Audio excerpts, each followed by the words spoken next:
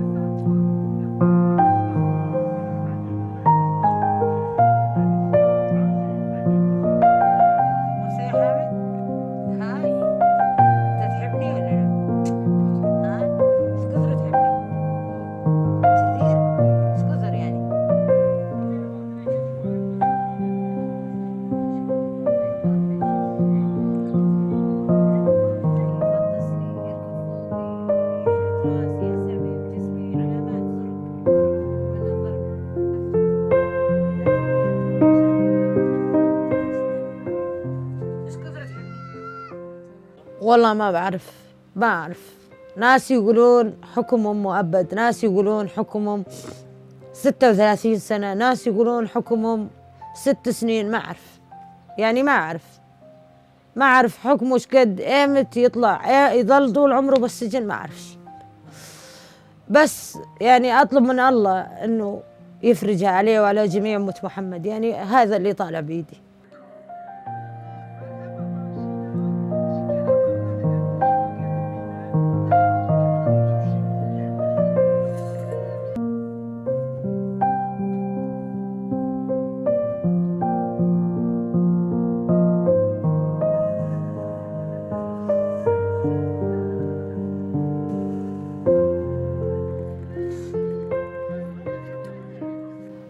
اشتغلت بكثير مجالات، اشتغلت بالخضرة، اشتغلت بالفلاحة، اشتغلت من جيتي هنا طبعا، اشتغلت بنجارة مع جوز بنتي.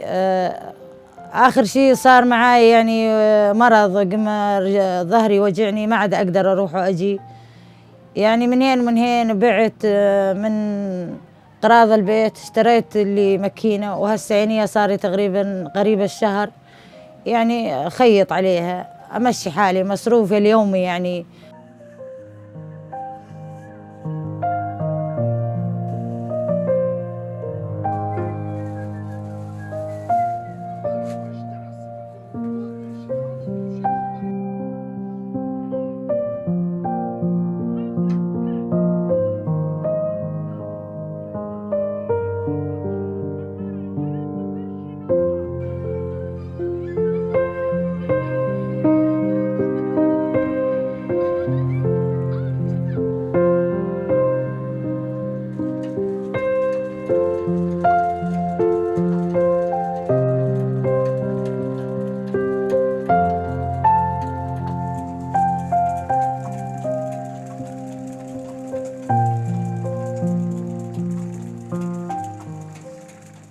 يعني مليت وأنا أدحق على الحدود، يعني صار معاي مواقف، يعني مرات أطلع على الحدود أتوقع أنه يعني يا ترى ابني بهي مكان، يا ترى بالمنطقة هون هون هون هون، يعني بأي جهة، يعني أنا متوجهة على الجهة اللي هو بيها ولا لا.